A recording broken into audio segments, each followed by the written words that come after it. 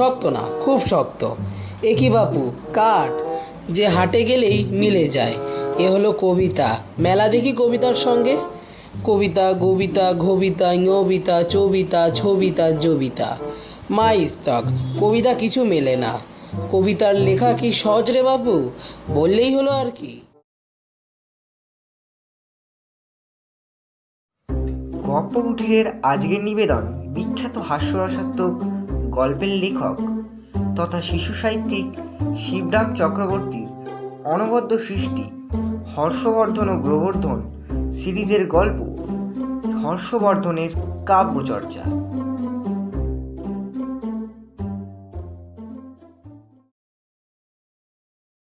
বাড়ির দরজায় কে যে এক পাল ছাগল বেঁধে গেছিল, তাদের চ্যা ভাই পাটা মাত। হর্ষবর্ধন তখন থেকে উঠে পড়ে লেগেছেন, কিন্তু মণি মেলাতে পারছেন না, তা কবিতা মেলাবেন কি? দূর চাই। বিরক্ত হয়ে বলছেন হর্ষবর্ধন, পাঠার সঙ্গে কেবল পেটেরই মিল হতে পারে, কবিতার মিল হয় না। পাঠারা অপাঠ্য। আজই একটু আগে গোবরার হাতে তিনি মোটা খাদাটা দেখেছিলেন, চামড়ায় বাঁধানো চকচকে, অবিকল বইয়ের মতো। কৌতূহল প্রকাশ করায় গোবরা জানিয়েছিল, এটা আমাদের কবিতার খাতা, আমরা কবিতা লিখব, পরে ছাপা হয়ে বই আকারে বেরোবে, আমাদের কবিতার বই। আমরা মানে? আমরা কারা? ভাইয়ের কথায় দাদা ঘাবড়েই গেছেন। আমরা অর্থাৎ তুমি আর আমি। আবার কি? আমি আমি লিখব কবিতা? কেন, কি দুঃখে? হর্ষবর্ধন আকাশ থেকে পড়েছেন। আমাদের কাঠের কারবার বেঁচে থাক, কবিতা লিখতে যাব কিসের দুঃখে? চিরটা কাল তো আকাঠ হয়ে কাটালে, কবি হওয়াটা কি খারাপ? ধুত্তর কবি, কি পাপ করেছি যে আমায় কবিতা লিখতে হবে? হর্ষবর্ধনের কবি নেই মেজাজ। কেন, পাপ কিসের? গোবরা জবাব দিয়েছে, কবিতা লেখা কি পাপ? বেশ, বাল্মীকি, কীর্তিবাস, কালিদাস, ওমর ওমর। বলতে বলতে গোবরার কোথায় যেন আটকে যায়। দূর বোকা, অমর নয় অমর। জানি কবিতা লিখে এরা সবাই অমর, জানা আছে। হর্ষবর্ধন ভাইকে জানাতে দ্বিধা করেন না। অমর নয় অমর, আরেকজন নামজাদা কবি, তার নামের সঙ্গে আরো দুটো খাবার জিনিস জড়ানো কিনা। খাবারগুলো আমার মনে আসছে না ছাই। অমরত্ব ছাড়াও দু রকমের খাবার, ভালো খাবার। মনে পড়েছে, খৈয়ারাম, অমর খৈয়াম। হ্যাঁ, তুমি কি বলতে চাও ব্যাস, বাল্মীকি, কীর্তিবাস, কালিদাস আর আমাদের এই অমর খৈয়াম, এরা সবাই কবিতা লিখে পাপ করে গেছে? ওমর খৈয়াম আমি পড়িনি, তবে খই আমের মতো ভালো হবে কিনা বলতে পারবো না। হর্ষবর্ধন আসল প্রশ্নের পাশ কাটিয়ে যান। আমি পড়েছি, দই চিড়ের চেয়েও ভালো। গোবরা অভিজ্ঞতা ব্যক্ত করে। তা ভালো হতে পারে, কিন্তু কবিতা লেখা ভারী শক্ত, মেলাতে হয়। কবিতা মেলাইতেই অনেকের প্রাণ যায়। ওমরের কথা জানে না, আর সবাই মরো মরো। কিছু শক্ত না, তুমি এই ভূমিকাটা করে দেখো। জনৈক আস্ত লেখকের লেখা, লোকটাকে হয়তো কবিও বলা যায়। হ্যাঁ, রীতিমতো টাকা দিয়ে লেখাতে হয়েছে, নগদ 1 কোটি টাকা।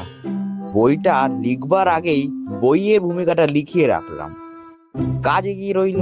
মোটা খাতাটার গোড়াতেই একটা ছোট প্রবন্ধ, কোনো এক আস্ত লেখকের লেখা একটা ছোট্ট ভূমিকা। ভূমিকাটির মাথায় বিশদ করে জানান, কবিতা লেখা মোটেই কঠিন না।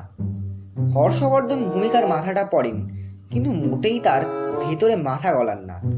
এমনিতেই তিনি মাথা নাড়েন। না, শক্ত না, খুব শক্ত। এ কি বাপু, কাঠ যে হাটে গেলেই মিলে যায়। এ হলো কবিতা। মেলা দেখি কবিতার সঙ্গে। কবিতা, গবিতা, ঘবিতা, ঞবিতা, চবিতা, ছবিতা, জবিতা, মাইস্তক। কবিতা কিছু মেলে না। কবিতার লেখা কি সহজ রে বাপু, বললেই হলো আর কি। এই লেখকটা তাহলে আস্ত ভুল ছেড়েছে, এই তুমি বলতে চাও তো? আলবাত, কবিতা মেলাতে হয়, নইলে কবিতাই হয় না। আর মেলানো ভারী শক্ত। দু রকমের মেলা আছে, রথের মেলা আর কবিতার মেলা। কিন্তু দুটো মেলা একেবারে আলাদা রকমের। রথের মেলা ঠিক সময় আপনি মেলে, কিন্তু কবিতার মেলা কাটসাধ্য। তার লেখকগুলো ঝাড়তে পারে, কিন্তু ভুল করে দুটো গুলিয়ে ফেলেছে বোধ হচ্ছে। জানি জানি। গোবরা ঘাড় নাড়ে। মিলও তোমার দু রকমের, কবিতার মিল, কাপড়ের মিল। কিন্তু মিল ছাড়াও যেমন কাপড় হতে পারে, ধরো যেমন তাঁতের কাপড়, তেমনই তোমার বিনা মিলেও কবিতা বানানো যায়। ওই দেখো না ভূমিকাটা। আচ্ছা যা, তুই ঘন্টাখানেক পরে আসিস, আমি তোকে এমন একটা লম্বা কবিতা বানিয়ে দেবো না যে তোর তাক লেগে যাবে। পারিস তো কাগজে কিছু টাকা দিয়ে তোর নাম ছাপিয়ে দিস, তোর নামে উইল করে দিলাম। এই বলে শ্রীমান ভাতৃরত্নকে ভাগিয়ে দিয়ে আমাদের কবিতার খাতা নামক মরক্কো চামড়ার বাধাই মোটা খাতাটাকে নিয়ে তিনি পড়ছেন। লাইন দুয়েকের কবিতা দেখতে না দেখতেই তার এসে গেছে। পলায়মান তাদের ধরে পাকড়ে খাতার পাতায় তিনি পেরে ফেলেছেন। লাইন দুটি এই: মুখখানা থ্যাবড়া, নাম তার গোবরা। কিন্তু এই দুই ছত্রের পর আর এক ছত্র তার নিজের কিংবা কলমের মাথায় আসছে না। বাড়ির তলায় ছাগলদের সমবেত ঐকতান। সেই ছাগলাদ্য সঙ্গীত সুরধ্বনি ভেদ করে কাব্য সরস্বতীর সাধ্য কি যে তার খাতার দিকে পা বাড়ায়। অগত্যা বিতাড়িত হয়ে তিনি ভূমিকাটা নিয়ে পড়েছেন। তার মধ্যে যদি গোবরা গঠিত কবিতা লেখার সত্যি কোনো সহজ উপায় থাকে। ভূমিকাটার আরম্ভই তোমাদের নিশ্চয়ই কবিতা লিখতে ইচ্ছে করে, কিন্তু তোমরা হয়তো ভেবেছো ওটা খুবই কষ্টের কাজ, কিন্তু মোটেই তা নয়। কবিতা লেখার মতো সহজ কিছু নেই। নাটক, গল্প, প্রবন্ধ এইসব খুব কষ্ট করে লিখতে হয়, কিন্তু কষ্ট করে একটি জিনিস লেখা যায় না, তা হচ্ছে কবিতা। খুব সহজেই ও আসবে, নয়তো কিছুতেই আসবে না। সহজ না হলে কবিতাই হলো না। এই অবধি পড়ে হর্ষবর্ধন আপন মনে বলতে থাকেন, আরে আমিও তো ঠিক সেই কথাই বলছি, কষ্ট করে কখনোই কবিতা লেখা যায় না। আর দেখো তো এই গোবরার কাণ্ড, আমার ঘাড়ে মোটা একটা জবদা খাতা চাপিয়ে দিয়েছে। আমি অনর্থক কষ্ট করে মরছি, যত সব অনাসৃষ্টি, দেখো না। হর্ষবর্ধন আবার ভূমিকার মধ্যে আরেকটু অগ্রসর হন। নির্মল জলে যেমন আকাশের ছায়া পড়ে, তেমনি মানুষের মনে কবিতার মায়া লাগে। মনের সেই আকাশকে রঙের রেখায় ধরে রাখলেই হয় ছবি, আর কথায় বাঁধলেই হয় কবিতা। তোমাদের মনে যখন যে ভাব জাগে, তাকে যদি ভাষায় জাহির করতে পারো, তাই হবে কবিতা। যেটা যত ভালো প্রকাশ হবে, কবিতাও হবে তত চমৎকার। অতঃপর হর্ষবর্ধন নিজের মনের মধ্যে হাত রাখতে শুরু করেন, কিন্তু সমস্তই তার শূন্য বলে মনে হতে থাকে। অবশেষে তিনি দীর্ঘশ্বাস ফেলে বলেন, তাহলে আর আমি কি করে কবি হব? ভূমিকায় আরও ছিল। শরীরে যেমন ব্যায়ামের দরকার, যেমন বই পড়া আবশ্যক, তেমন প্রয়োজন কবিতার চর্চার মনের। ভাবের ভাণ্ডার যত পূর্ণ হবে, মন হবে ততই বড়, ততই অগাধ। ভাব এলেই লিখে ফেলো, তাহলে সেই প্রয়াসের দ্বারা ঘুরে ফিরেই সেই ভাব তোমার চেতনা বা অবচেতনার মধ্যে গিয়েই জমা হয়ে থাকবে। ভাবনা হচ্ছে মৌমাছির মতো, যদি উড়ে যেতে দাও তো খানিক গুনগুন করে ও চলে যাবে, আর কখনো ফিরে নাও আসতে পারে। কিন্তু কথার রূপ গুণের মধ্যে। ভাষার মৌচাকে যদি ওকে ধরতে পারো, তাহলে মধু না দিয়ে ও যাবেই না। সেই মধু আসল, এবং তোমার কবিতা হয়ে উঠবে মধুর, তখনই তার সার্থকতা। কবিতার আসল কথা হচ্ছে তার কবিতা হওয়াই চাই। ছন্দ, মিল ইত্যাদি না হলেও তার চলে। ছন্দ আপনিই এসে যায়, মিল যদি আপনিই পাও বহুত আচ্ছা, কিন্তু না হলেও কবিতার কোনো হানি হয় না।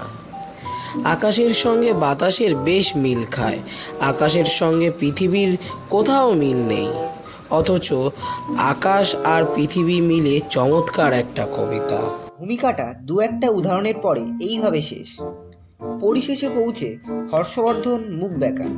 জানি এসবই আমার জানা, তুমি আর নতুন কথা আমাকে কি শেখাবে বাপু? তোমার চেয়ে ঢের ভালো ভূমিকা আমি লিখে দিতে পারি। আরে বাপু, কে না জানে শ্রীবৎস লিখলেই বিভৎস দিয়ে মেলাতে হয়, কার খোকা আনলে অমনি ছাড় পোকা। কে আমদানি করতে হবে? গাড়ি ভাড়া করলে ভারী তাড়া হয়ে যায় না? সবাই জানে, তুমি আর বেশি কি বলবে। কিন্তু একপাল ছাগল আর তাদের কান ফাটানোর চ্যাভার সঙ্গে যদি মেলাতে পারতে, তাহলে জানতুম যে হ্যাঁ, তুমি একজন আস্ত জ্যান্ত কবি। এমনকি তোমাকে আমি কবি অমর মুড়ি কাঁঠাল বলেও মানতেও রাজি ছিলাম। গোবরা এসে এতক্ষণ পরে উকি মারে। কি দাদা, কত দূর বেরোলো তোমার কবিতা? হয়েছে, খানিকটা হয়েছে। 2 ছত্তর তোর বইয়ের ওপর গেজিয়েছে, আর 2 ছত্তর আমার মাথায় গজগজ করছে। এখনো খাতায় ছাড়িনি। দেখি তোমার কবিতাখানা। গোবরা দাদার কাব্যগঞ্জনা শুনতে উৎসুক হয়, কিন্তু খাতার 2 লাইন, মুখখানা থ্যাবড়া, নাম তার গোবরা দেখেই নিজের মুখের সঙ্গে সে মিলিয়ে দেখে কিনা বলা যায় না। গোবরার মুখ কবিতার আরেকটা মিল হয়ে ওঠে, একেবারে গোমড়া হয়ে ওঠে। আরে এখনই অবাক হচ্ছিস? আরও 2 লাইন আছে বলছি, শোন। হর্ষবর্ধন বাকি পংক্তিগুলোকে নিজের দন্তপংক্তির সঙ্গে প্রকাশ করে দেন। বাকিটা শোন, তবে শুনলে খুশিই হবি। তলায় 1 পাল ছাগল আর ওপরে তুই 1 পাগল। এই 4 লাইনেই আমার অমরত্ব লাভ। আজকের মতো এই যথেষ্ট। কেমন হয়েছে কবিতাটা? ওমর খৈয়ামের সমকক্ষ হয়তো হয়নি, কিন্তু ওমর মুরকি জাম কি বলা যায় না আমায়?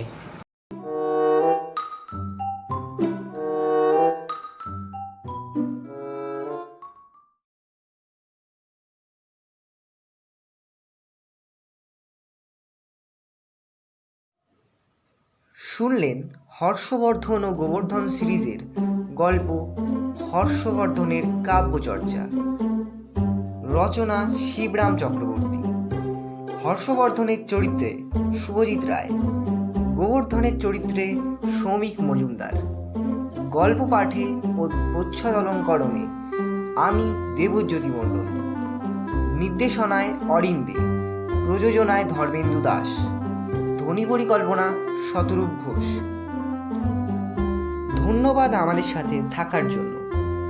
আমরা আপনাদের কাছে শীঘ্রই নিয়ে আসছি কিছু ভিন্ন স্বাদের নতুন গল্প।